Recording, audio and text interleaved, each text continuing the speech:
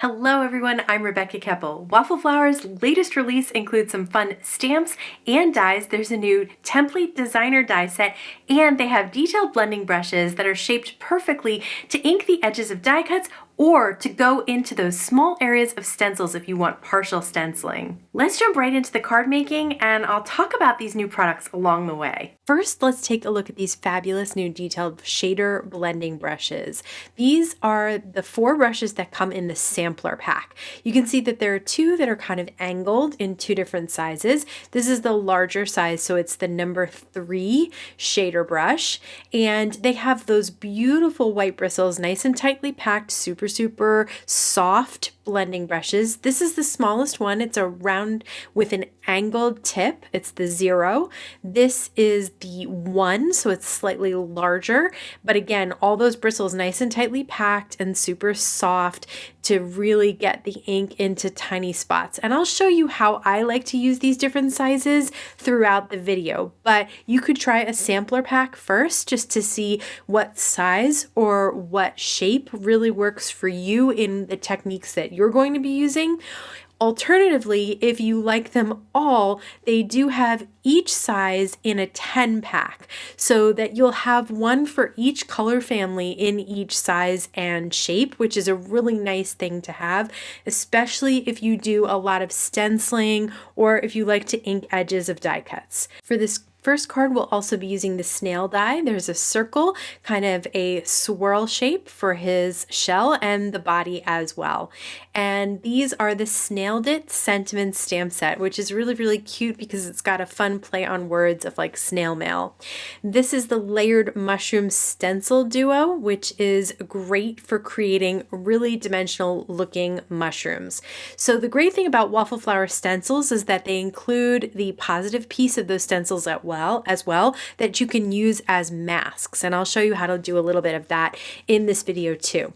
So for this first grass, I am going to pop out that grass piece that's the mask, and then I am going to use the larger kind of bushes on the other stencil in this set. This is a great way to use that flat brush because if you've ever used a blending tool on those sharp spots of a stencil, you know that sometimes that blending tool will get stuck or tear at the stencil, and you don't want that. So now I'm going to use the mask piece. I'm just going to place it on top, and then I'm going to use some Thermoweb pink tape to tape it down. Now I am working on my Waffle Flower Stencil Mat, so that resists adhesive. So you definitely want to give that pink tape some pressure before you move on to trying to ink, and it will stay in place once you add lots of pressure there. Then I'm going to use the Waffle Flower blending brush to ink blend my sky above those bushes. Now I popped out that little grassy area at the bottom, and I'm going to use that same shaped brush, that angled flat edge brush, and it's so easy to just brush from top to bottom of that stencil. Again, you're not getting caught on those pointy edges of the grass. Even with a larger blending brush, sometimes that happens, but definitely with a blending tool, that has happened to me a lot. So these are great for those types of little areas to get in there and really get the color in there without ruining the stencil or ruining your image. This time I'm using one of the round brushes, and I am going to use, they do have an angled tip, but I am going to use it more like a traditional brush with a little bit of up and down and then some circular motion just to get a nice blended stem to that mushroom there. Love this look because you can add really light pressure or more pressure to get a truly dimensional look to your ink blending where it's not just completely opaque color. So you can see there's some lighter areas, some darker areas, and I really like that. It's almost like shading and blending with say alcohol markers. Now I'm going to put the second layer on, and I'm going to use another red. I'm going to use Barn Door this time from Distress Oxide inks, and I am going to, again, I'm working in that tiny little area there underneath the mushroom, and then I'm going to color on top again. And you can see all those little details that you can get on that mushroom just by using these tiny brushes. Makes it so easy. For the dots, I am going to use some white pigment ink, and I'm just dotting them on because I don't want to swipe too much and smear the red. And I am taking that red off if it gets on the brush on a scrap piece of paper, but check that out. I was able to achieve those white dots even on top of that bright red ink. Now I am going to fussy cut out this mushroom, and I'm going to use some liquid glue behind the little snail's face. I'm going to put a tiny piece of white cardstock there. That's just going to give me a little area that I can draw in some little eyes and some cheeks and things like that. For the main area of the shell, which is basically a circle, I did die cut it out of some Waffle Flower pattern paper.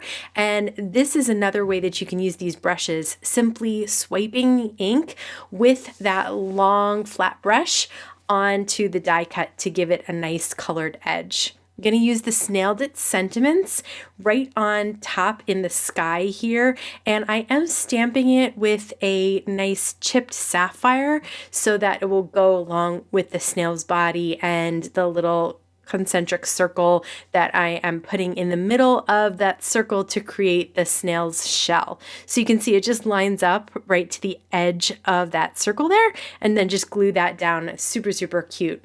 And like I said, I'm going to use that white area. I'm going to color the cheek in with a little bit of pink. And then I colored a little dark line for the eye, and just so that it wasn't all black or all white. And now I'm just going to start to put this card together. So I decided to pop up the mushroom with 3 foam squares on the mushroom cap. And then the stem of the mushroom, I'm just going to lay flat behind the snail's body. This way it looks like everything is kind of dimensional and behind each other as far as the grass, the bushes, the mushroom, and the snail. And then I decided to add some eyelashes with a white gel pen to our little snail's face and some additional white dots on the mushroom because I really liked the way those large dots looked. I thought I would add a few smaller ones with a white gel pen. This was such a fun card to create, and I loved using all those blending brushes in different ways on this card. Okay, this is the personal card die. So you can see you can cut out a tiny little card, and then there's lots of elements to put on top, other dies. And this is the personal envelope die and the personal sentiments stamp set. These all work really well together, but of course you can use them individually as well. The personal card die can be cut out on one A2 piece of white cardstock, which I absolutely love. Makes it really easy if you already have A2 pieces of cardstock on hand like I do on my desk. When I'm holding a die in place with pink tape from Thermoweb, I do carefully peel it back to make sure I don't tear the paper. It really gets stuck down once you run it through your die cut machine, so make sure you're careful when peeling it back. And then this has a score line. That personal card die has a score line, so I was able to just fold that right in half. And I stamped just a little note to say, and then I cut out one of the dies that has kind of stitched elements on the side and cut it in half so that I would just have the bottom half. And that pattern paper is from Waffle Flower. It's J.J. Bolton's Rainbows. I cut another one of those, and I'm going to stamp my sentiment in the center and then adhere each piece, which I sort of trimmed down so that it wasn't too long, it didn't hang over the card, and then just adhere those down on the top and the bottom, just to add a little pop of color because I really liked the white and black, but I wanted to add some real color to this little card as well. So you can cut this out of any colorful cardstock or glitter cardstock or anything. This time I'm cutting the envelope die, and the envelope is a little bit larger than A2, but it is no wider than 5.5. So my paper here is 5.5 and it is 8.5 long. So to fold up this envelope, just fold everything towards the center. You can see that my pattern paper is on the outside and I'm folding all the score lines in towards the white center here, and then it just all folds up together. This could not be simpler. You know how I am with like intricate dies and trying to figure out how to fold them and all that. This is super, super easy. Even I can do this in a breeze without looking at instructions or anything. And then that little tab just tucks inside. And of course, this is perfect for that little card that we created. So I'm just going to tuck that on the inside, fold all the flaps down again, and then just tuck that little tab right into the hole that is cut by the die. So the die cuts and scores all at the same time. I'm going to decorate the outside of the envelope. So it's got some smaller rounded rectangles. I cut one of those out on pink cardstock and stamped one of the sentiments. Now this is a die from a die set that we're going to use later in the video from the designer template 2 die set, and so are the leaves and the little flowers, but I'll show that to you in a little bit. I'm just going to trim off that little excess there and just use some of the little leaves from that die set and flowers to decorate the outside of this card. Again, I am using all Waffle Flower pattern papers. The cardstock is just a pink cardstock, but all of the other colors are different half dots pattern paper pads from Waffle Flower. And I love them because they have colors that go really well together. So that's the outside of my envelope. Now, if you were wondering, yes, you are correct. This little envelope and card is the perfect size to hold a gift card. So you can just tuck that right inside the card and place that inside the envelope, or you can just use the envelope and place the gift card inside there, or you can just use the card. So you can use these all separately or together. I love using them together. I think this would be such a fun little element to put on top of a present or just to put on somebody's desk and leave for them. This is the designer template 2 die that I was talking about, and these are all the elements that come in this die set. And the thing that is great about designer template dies is that they make it really easy to design your cards. So what I usually do is cut out a bunch or put the dies together to see how I would like them, and then cut out a bunch in different colors and play with putting them together. The other thing that I do want to show is how nice these brushes are for blending the sides of die cuts. So if sometimes when you die cut your pattern paper, there might be a little bit of a white edge if that pattern paper has a nice white core, which looks great when you tear the paper. But if you don't want that white edge, you can easily use these blending brushes to just swipe a little ink on the sides of your die cut to cover up that white edge. I also like, especially on leaves, I want the base of my leaves to be a little bit darker than the center of my leaves. And you can see the difference between the larger leaf and the smaller leaf there. I especially like using the same color ink as the pattern paper so that it just looks a hint darker, not too dark like a black would. I am going to use black ink to stamp the sentiment. It says big thanks, and I stamped it on some half dot pattern paper from Waffle Flower. I'm going to stamp you are truly the best. I love those little sub sentiments on that stamp set. So you get the real scripty bigger sentiments and then these really nice clean sentiments that are tinier to use as sub sentiments. And again, this designer template die makes it really easy. They have that just fun circle with the little band that can be on a card, and then these little flowers and leaves. If you can see the dies off to the side, the flower and the flower center are connected, so you can cut them out of 2 different colors and then swap around the centers and the flowers. And I love adding some Waffle Flower enamel dots for accents on these types of simple cards.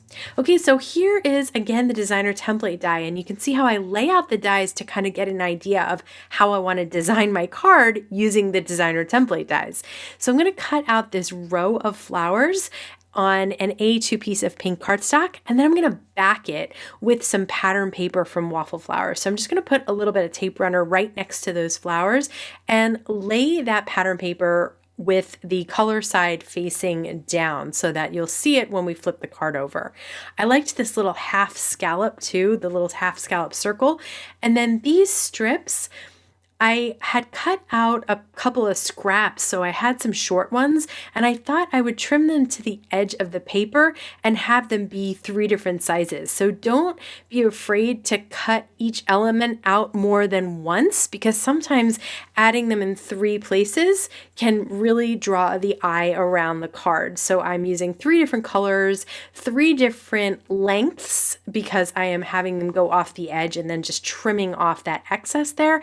And then it also came with that little oval, which I'm going to pop up with the sentiment, which says, "You are very much appreciated." So these are just really fun cards to pull together. with some die cutting and then some very basic stamping. And the design is really easy to create because you have all these sort of basic elements, but they're not basic. It's not just circles and squares. It's kind of elements that work really, really well together. And again, I was kind of excited about the enamel dots in the last card, so I brought them out for this one as well. And I'm going to add a few to that scallop. So anywhere there's kind of a round image, I am adding some small enamel dots to it just for some extra dimension and shine.